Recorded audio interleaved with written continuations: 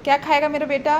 मौसम केक। ठीक है। तो बच्चों की फरमाइश सुन करके आ गई किचन के अंदर और सोचा कि कौन सा केक बनाया जाए। तो आज बनाऊंगी बहुत ही सिंपल तरीके से और बहुत ही हेल्थी केक, क्योंकि बच्चों को केक बहुत ज़्यादा पसंद आता है। तो मैं आज बनाऊंगी सूजी का केक। तो सबसे पहले देखिए, मैंने 1 कप करीबन सूजी ले ली है। तो सूजी कोई स्पेशल नहीं है, आप जो हलवे में काम में लेते हैं या जिसकी हम इडली बनाते हैं वही सूजी हमें काम में लेनी है। और साथ ही में मैंने क्या किया है कि आधी कप मैंने इसमें चीनी ले ली है। तो 1 कप सूजी लेनी है, आधी कप चीनी लेनी है। आपको मेजरमेंट बिल्कुल सही तरीके से ध्यान रखना है।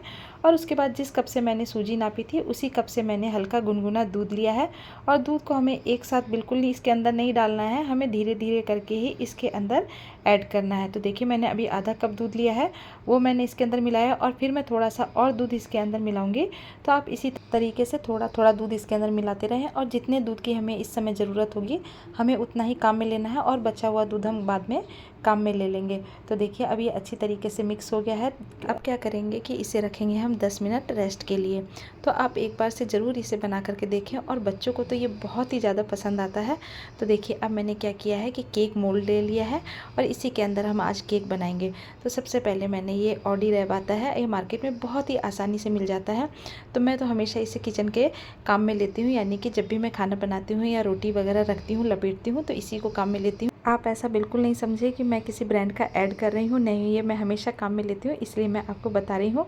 और केक वगैरह जब भी हम बनाते हैं तो इस तरीके का जो पेपर होता है उससे केक बनाने में बहुत ही आसानी रहती है, क्योंकि इसको हम इस तरीके से नाप करके और काट लेंगे और इसको जब अंदर की तरफ बिछा देंगे तो केक को हमें निकालने में बिल्कुल भी समस्या नहीं होती है, बहुत ही आसानी से निकल जाता है। तो देखिए, इस तरीके से मैंने इसे नाप करके और काट लिया है और उसके बाद हम इसके अंदर इसको बिछा करके देखेंगे कि ये सही नाप से कटा है या नहीं। तो देखिए, इसी तरीके से आपने देखा होगा कि मैंने इसे किस तरीके से नापा है।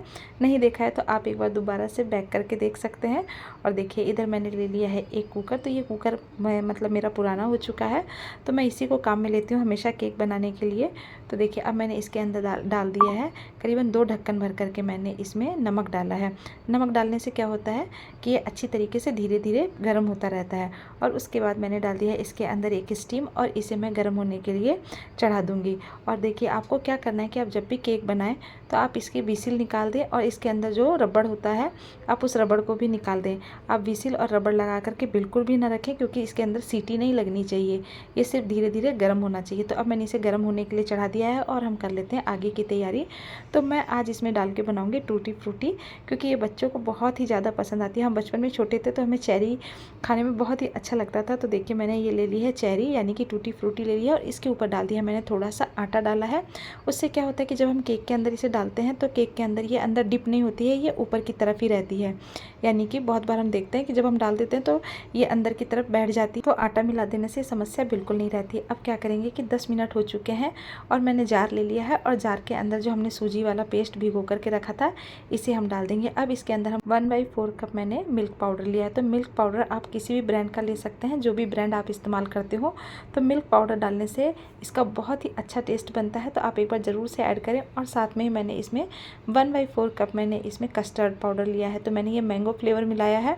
और उसके बाद ले लिया है मैंने इसमें 1/4 कप ही मैंने इसमें देसी घी लिया है। तो आप चाहें तो इसमें बटर भी डाल सकते हैं, लेकिन मैंने ये देसी घी लिया है, या आप कोई तेल भी ले सकते हैं। लेकिन आप इस चीज़ का ध्यान रखें कि तेल में स्मेल बिल्कुल नहीं होनी चाहिए, यानी कि जिस तेल में खुशबू नहीं हो आप उस तेल का इस्तेमाल करें। सरसों के तेल का तो आप बिल्कुल भी इस्तेमाल ना करें। अब हमने इस पेस्ट को डाल दिया है जार के अंदर और चलाऊंगी मैं इसे 1 मिनट के लिए। तो 1 मिनट चला लेने के बाद अब हम इसे चेक करते हैं। तो अब ये बहुत ही अच्छी तरीके से मतलब मिक्स हो गया है और बिल्कुल स्मूथ सा पेस्ट हो गया है, लेकिन मुझे ये थोड़ा सा गाढ़ा लग रहा है। तो मैं क्या करूँगी कि जो दूध हमने थोड़ा सा बचा करके रखा था उस दूध को हम इसके अंदर ऐड कर देंगे। और दूध ऐड कर देने के बाद मैं इसे एक बार अच्छी तरीके से मिक्स कर लूँगी। तो इस तरीके से मिक्स करने के बाद हम इसे वापस से क्या करेंगे कि एक बार दोबारा से ग्राइंड करेंगे। तो मैं इसे दोबारा से ग्राइंड करने के लिए मैंने इसे लगा दिया है और अब मैं इसे पल्स मोड पर ग्राइंड करूँगी। तो इससे क्या होगा कि जो दूध हमने अभी इसके अंदर डाला है वो मिक्स हो जाएगा। और मिक्स हो जाने के बाद देखिए, अब इसका टेक्सचर इसी तरीके से होना चाहिए, यानी कि इसकी कंसिस्टेंसी इसी तरीके से होनी चाहिए, ना ज़्यादा गाढ़ा होना चाहिए और ना ज़्यादा पतला होना चाहिए। इसी तरीके से अगर ये रहेगा तो आपका केक बहुत ही अच्छा बन करके तैयार होगा। और केक बनाने में मैंने आपको पहले ही बताया कि आपको बिल्कुल जल्दीबाजी करने की ज़रूरत नहीं है। और देखिए, देखिए अब मैंने इसे क्या किया है कि एक बर्तन में खाली कर लिया है, क्योंकि हमें इसके अंदर भी कुछ चीज़ें और मिलानी हैं ताकि ये बहुत ही फ्लफ़ी सा बन करके तैयार हो। और अगर आप इस तरीके से बनाएंगे तो मैं गारंटी लेती हूँ कि आप कभी भी फेल बिल्कुल नहीं होंगे। अब क्या करेंगे कि इसके अंदर मैं डालूँगी करीबन 1 टेबल स्पून में इसके अंदर बेकिंग पाउडर डालूँगी। इससे क्या होगा कि बेकिंग पाउडर डालना कंपलसरी होता है और इसी से ये फ्लफ़ी बन करके तैयार होता है। तो ये मैंने 1 टेबल स्पून बेकिंग पाउडर ले लिया है और साथ ही में मैंने इसमें 1 छोटा चम्मच बेकिंग सोडा लिया है। तो बेकिंग पाउडर और बेकिंग सोडा में अंतर होता है, आप इस चीज़ का ध्यान रखें। और थोड़ा सा मैंने इसके ऊपर नींबू का रस डाला है। नींबू का रस मैंने टेस्ट के लिए नहीं डाला है, मैंने सिर्फ इन्हें एक्टिव करने के लिए डाला है। नींबू का रस डालने से फटाफट से एक्टिव हो जाएंगे। और उसके बाद मैंने इसके ऊपर डाल दिया टूटी फ्रूटी।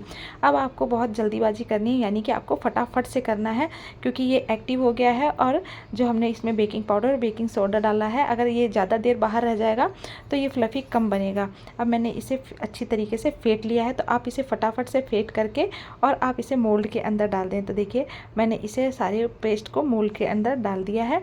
इसी तरीके से आप इसे मोल्ड के अंदर डाल करके और अच्छी तरीके से ठोक करके इस तरीके से आप इसे फिट कर दें ताकि इसमें एयर के बबल्स बिल्कुल भी ना बने। और उसके बाद मैंने ये जो टूटी फ्रूटी रखी थी मैंने इसको ऊपर से और गार्निश कर दिया है इससे, क्योंकि बच्चों को बहुत ही ज़्यादा पसंद आती है और देखने में केक अच्छा भी लगना चाहिए, तो इसलिए मैंने इसके ऊपर सारी टूटी फ्रूटी डाल दी है। और इधर मैंने जो कुकर चढ़ाया था वो भी गर्म हो चुका है। तो अब हमें क्या करना है कि मैंने जो ये केक का पेस्ट था इसके अंदर रख दिया है और रखते समय आप बिल्कुल सावधानी से रखें, हाथों को बचाते हुए, क्योंकि कुकर बहुत ही ज़्यादा ओवर हीट है। और करीबन मैंने इसे 45 मिनट तक पका लिया है। तो आपको बिल्कुल लो फ्लेम पर, यानी कि जो सबसे धीरे वाला बर्नर होता है आपको उसी के ऊपर इसे चढ़ाना है और लो फ्लेम पर इसे पकाना है करीबन 45 मिनट तक। तो देखिए ये आज मैंने बिना ओवन के बनाया है और ये हमारा केक बन करके तैयार हो चुका है। तो आप इस चीज़ का ध्यान रखें कि जब केक बन जाए और ये अच्छी तरीके से ठंडा हो जाए उसके बाद ये आपको इसे कट करना है।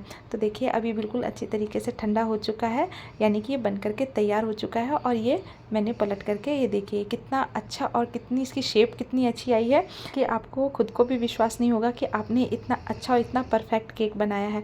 तो इसी तरीके से आप इसे बना सकते हैं। तो ये भी आपसे बिल्कुल परफेक्ट बनकर तैयार होगा। और आप जब भी केक कट करें तो ये दांत वाले चाकू आते हैं, आप इसी से कट करें। और देखिए इसे मैं कट कर रही थी तो मेरी बहन भी इसे शूट करने आ गई थी कि मैं बताऊंगी कि ये देखिए मैंने बनाया है। मैंने कहा ठीक है तुम शूट कर लो इसे।